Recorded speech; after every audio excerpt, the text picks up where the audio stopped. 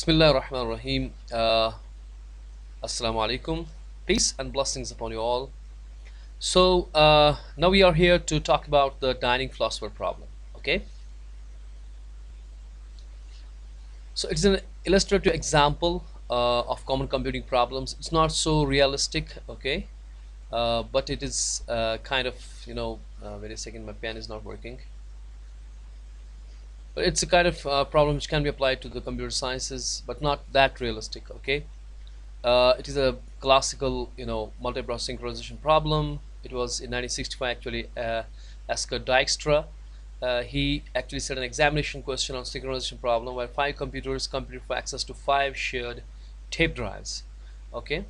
Um, then it was the Tony Hoare who actually told this as a dining philosopher problem. Okay. Now it's explained using the Safavidian fork. Okay, maximum times, or like a rice and chopstick. So I'm gonna use the rice and chopstick. Okay, as it is more intuitive and so on. So our dining philosopher problems like this, that we got five philosophers, one, two, three, four, five, and we got only five forks, and each philosopher needs two forks, because if you want to eat something, he need to have a two fork. Say this is its plate, he need to have a fork this, and he need to have a fork this, and he need to grab two forks to eat this rice. Okay, and if he's taking the his left fork and the right fork, then this guy and this guy cannot actually eat. Why? Because his left fork and his left fork is being taken. Okay, because there are only five forks. So if he is eating, he can't eat, then this guy can eat, right? So he can take up the this fork, left fork, and the right fork, and if he is taking these two forks, then this guy can't eat. Okay, so out of five, two guys can only eat simultaneously. Then when they drop their forks, then these guys can try, isn't it? So how to actually do this? So we have the rules, simple rules. In order to eat, we need a philosopher needs two forks, one on his left and one on his right, and a fork cannot be used by both neighboring philosophers at once, because it is obvious. When philosopher one has taken the left fork, his left philosopher cannot eat, or when he has taken the right fork, his right philosopher cannot eat. Okay, and once the philosopher has finished using it, the neighbor can then use it. So immediate neighbor cannot use it. When this guy is eating, his neighbors can't eat. When this guy is eating, his neighbors can't eat, right? Simple as it is. So how we build the solution is very simple, like this. Each philosopher is like a process. Okay, and we have a semaphore array here, because we need to have a semaphore for each per fork. So we need to have a five forks, four semaphore array here: 1, 2, 3, 4, and 5. 0, 1, 2, 3, 4. So this is an array of forks. Initially they are all free, so they will be all 1. This is the binary semaphore. Okay, and initially they will be all 1, so that's why fork of I dot count equals to 1. They are 1 for I equals to 0 to 4. That means initialize everything to the 1. Now what is the solution now?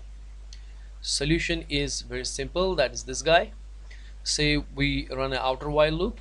Okay, while true, and there's a brace this time, because we can say that the philosopher can do only two things: either he can eat or he can think.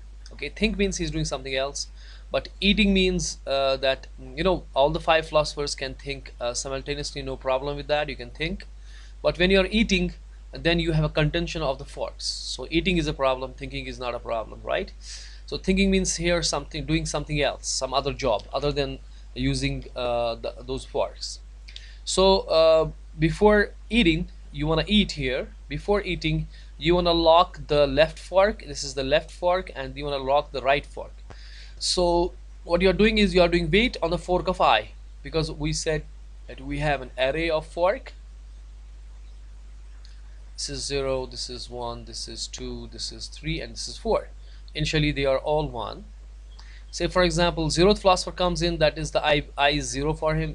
First philosopher comes in, and so on, and 2, 3, 4. We can give these indexes to the 5 philosophers. So I will tell us which philosopher we are talking about. So if say we are talking about this philosopher, so he will make its lock to, if it is free, because wait, what is wait C? If you forgot, let me tell you, wait does what? If now here is the fork of I is greater than 0, right, then it will decrement it. Okay, he will say -1 to it, fork of I -1, fork of I whatever there is -1, else sleep. This is what we do, right? Else you're gonna sleep. So that's what we do, that if that is free, say initially, say for example it was free, right? So the philosopher 0 comes in, he wanna eat, so he sees fork of wait on fork of I. Fork of I is its own this the indic for its own semaphore fork, so it will decrement it simply, so make it 0. So for him it becomes now 0, right? But he has to also do the fork on the I plus 1 mod 5. The mod 5 is I'll tell you why I plus 1 here is simply this guy. Okay, that is the one, because fork of this was 0, 0, 0 plus 1 is 1, so this guy. Okay, even if you do 1 and you divide it with the 5, 5 0 0, it will become 1 again, the remainder is still 1. So we are talking about 1. So last time I told you what this mod does. It will do with, you divide 1 with the 5, or you divide 2 with the 5, you divide 3 with the 5, or even you divide 0 with the 5, and you divide the last one, the 4 with the 5. Okay, in fact we don't have, when we say here mod 5, that means we are working from 1 to 5. Okay, if we are working from 0, then it should be up to 4. Okay, then it should be up to 4. So if we are working from 1, so we are working from 1 2 3 4 5, the first philosopher, second, third, fourth, fifth philosopher. So if it is a 5 here, so 5, sorry, it was 0 here, now 0 is not there. 1 2 3 4 and 5 divided by 5. Only in this case remainder will be 0. 5 or 1 equal 5, remainder is 0. Okay, and other cases, 5, if you divide 1 with the 5, that is the 1, this will be 2, this will be answer will be 3, this will be 4, and here it is 0. So that means you are coming back. So this guy, if you're talking to this guy, when it does the mod 5 stuff like this, so the answer will come 0. So he will chuck this guy, so he will come back, and his immediate, because this will be circular for the philosophers, so his right will be the first guy. Okay, so that is why we do the mod 5. Now here I'm saying technically I'm saying left, and this is the right, this is the right guy. So I am doing the fork of I plus 1 of this guy's, I am doing the fork. So I'm saying if it is greater than 1, yeah it is, so I make it 0, so it's making 0. So both of these are locked. Now this philosopher can eat. Actually I'm talking about this philosopher, so philosopher 1 can eat now. After you are finished eating, or if you are eating right now and this philosopher comes in, okay, say this philosopher comes in, second philosopher comes in, he finds it to be locked, so he can't do it. The third philosopher can now do it, so he can block itself 0 and it's right. Okay, now first philosopher is eating. Let me change the pen.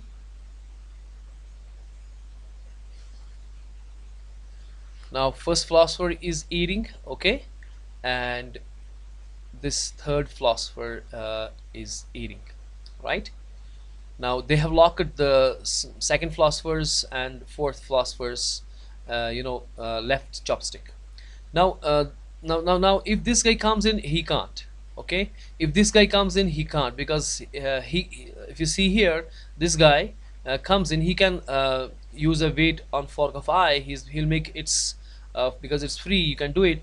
But when he does the I plus 1 mod 5, that is he go back to this guy, that is already 0, that's not 1, so he gonna sleep.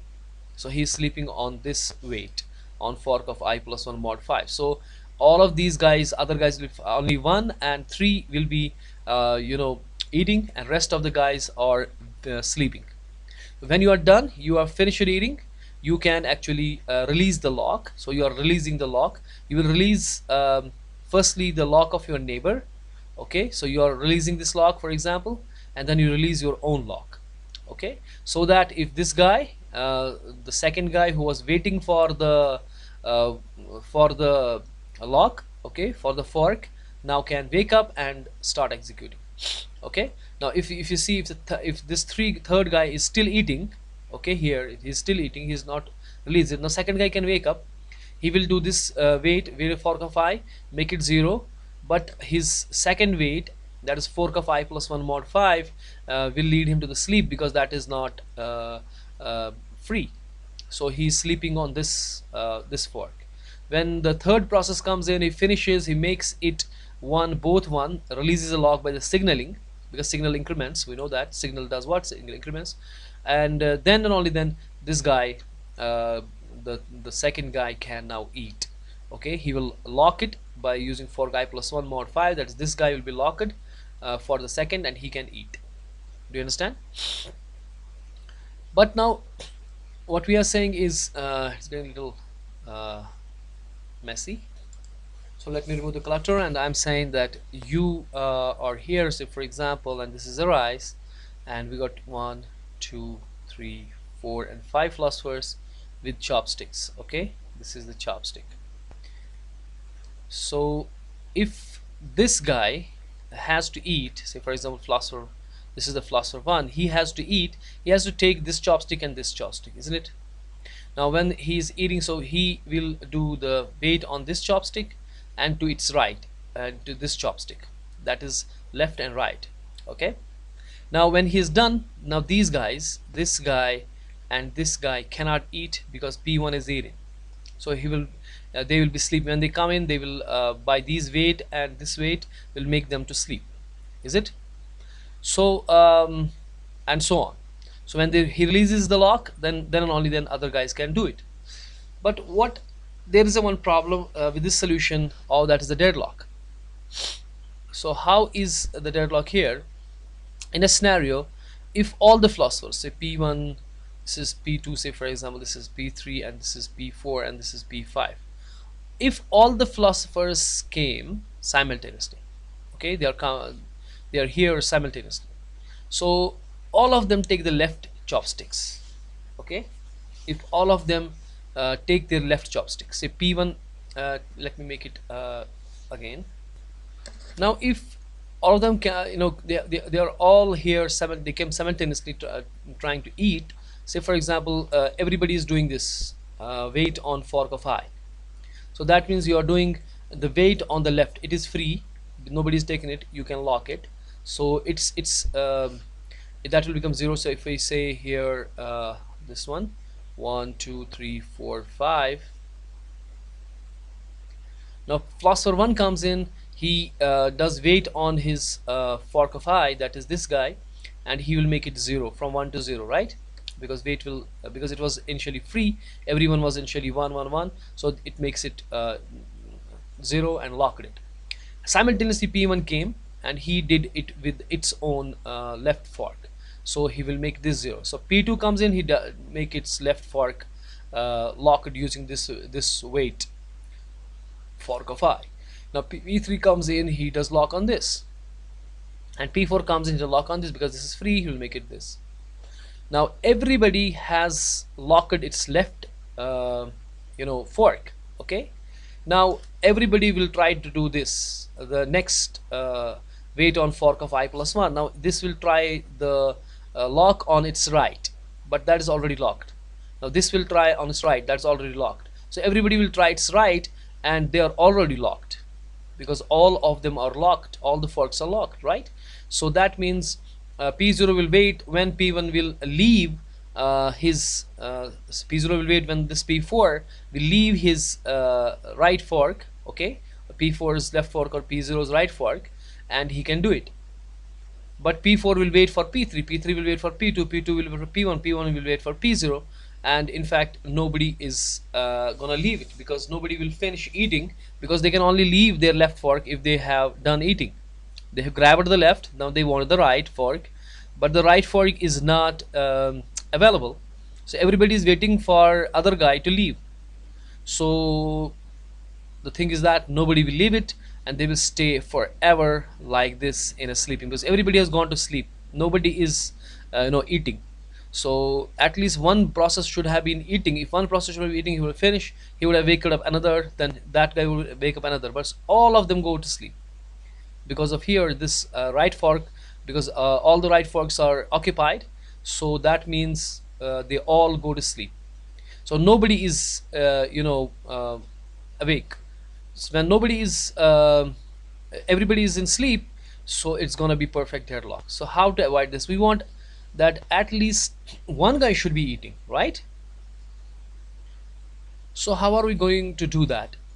We will say that we admit only four philosophers at a time who try to eat. So that means we are not in this contention. We have all the five trying to grab their left forks. We say no. Let the one philosopher away from this. At a time, only four philosophers can try to eat. So that means one will be left out, and he can finish eating. Okay, we by this we guarantee that one philosopher always eat, because all the these four guys will be trying their left forks, okay, holding their left forks.